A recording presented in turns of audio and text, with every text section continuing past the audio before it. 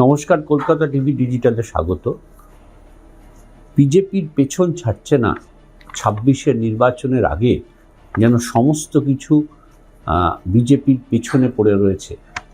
Matua voter এসআইআরের ফলে বেশ কিছু নাম বাদ গেছে।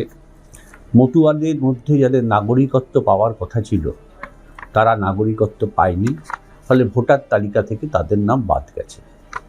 ফলে স্বাভাবিকভাবে মতুয়াগড়ে বিজেপির যখন এইরকম একটা বড় বিপর্যয় হচ্ছে, সেই সময় দাঁড়িয়ে দিলীপ ঘোষ যে কেন্দ্রের মেদিনীপুরের, সেই কেন্দ্রেও বড় বিপর্যয় ঘটে গেছে।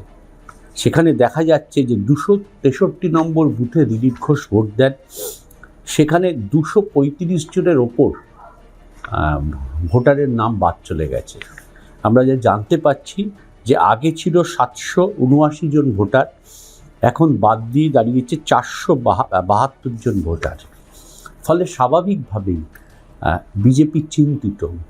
একই মতুয়াগড়ের বিষয় নিয়ে তারা যেমনি চিন্তিত, প্রধানমন্ত্রীকে তারা নিয়ে আসছেন, মতুয়াগড়কে নিয়ে বার্তা যাতে দেয় প্রধানমন্ত্রী, যাতে আশ্বস্ত করেন। প্রায় মতুয়াগড়ের মতুয়াদের ভোটে নির্ধারিত হয় প্রায় 25 থেকে 30টা বিধানসভা কেন্দ্রের ভোট। সে জায়গায় দাঁড়িয়ে যদি সত্যি মতুয়ারা নাগরিকত্বের সমাধান না করতে পারে কেন্দ্রীয় সরকার, তাহলে সেক্ষেত্রে মতুয়াগড়ে এই এতগুলো সিট বিজেপিকে লুজ করতে হবে।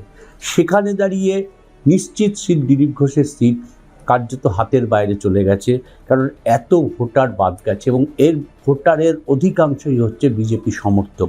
দেখা যাচ্ছে এই কেন্দ্রে 19 জন মৃত ব্যক্তি ছিলেন, স্থানান্তরিত হয়ে গেছেন 11 জন এবং প্রায় 196 জন ভোটার অনুপস্থিত ছিলেন।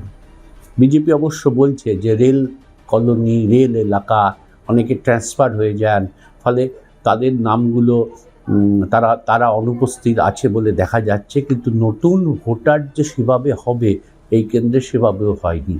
ফলে যেমনি দিলীপ ঘোষের মাথায় হাত পড়েছে, তেমনি হাত পড়েছে বিজেপি। ক্রমাগত এসআইআরের পরে বিজেপি তার জমি লুজ করছে। দেখা যাচ্ছে যে এসআইআর নিয়ে তারা এত উচ্চ স্বরে বাংলা রাজনীতিকে গরম করেছিলেন, 1 কোটি নাম বাদ যাবে, 1.5 কোটি নাম বাদ যাবে, রোহিঙ্গাদের নাম বাদ যাবে। দেখা যাচ্ছে বিজেপির কর্মীদের নাম বাদ যাচ্ছে, হিন্দুদের নাম বাদ যাচ্ছে, কোথাও অনুপস্থিত, কোথাও ভোটার নেই, অন্যত্র স্থানান্তরিত হয়ে গেছে। আর মতুয়াগড়ে তো নাগরিকত্বই পায়নি, ফলে ভোটার লিস্টে তাদের নাম এমনিতেই থাকছে না। ফলে সবটা মিলিয়ে বিজেপি সত্যিই খুব চিন্তিত। দিলীপ ঘোষের কেন্দ্র একটা নিশ্চিত কেন্দ্র যেখানে বিজেপি জেতে, সেই কেন্দ্রে এই বড় বিপর্যয় শুধু বিজেপিকে টনক নড়িয়ে দেয়নি, দিলীপ ঘোষকে, স্বয়ং দিলীপ ঘোষকেও টনক নড়িয়ে দিয়েছে। এত ভোটার বাদ 798 থেকে নেমে এসছে 472, এবং এর অধিকাংশ ভোটার বিজেপির ভোটার যাতে বাদ গেছে। ফলে আগামী দিনে এই কেন্দ্রে, এই বুথে কি হবে তা নিয়ে কিন্তু চিন্তায় বিজেপি নেতৃত্ব। দিলীপ ঘোষ তো অবশ্যই চিন্তিত, পরিস্থিতি কিভাবে সামাল দেবে সেই নিয়ে তারা ভাবনা চিন্তা করছেন। কিন্তু বোঝা যাচ্ছে যে এসআইআরের ফলে বিজেপি তার জমি লুজ করছে 26-এর বিধানসভা নির্বাচনের আগে, যা কিন্তু প্রচণ্ড পরিমাণে অ্যালার্মিং।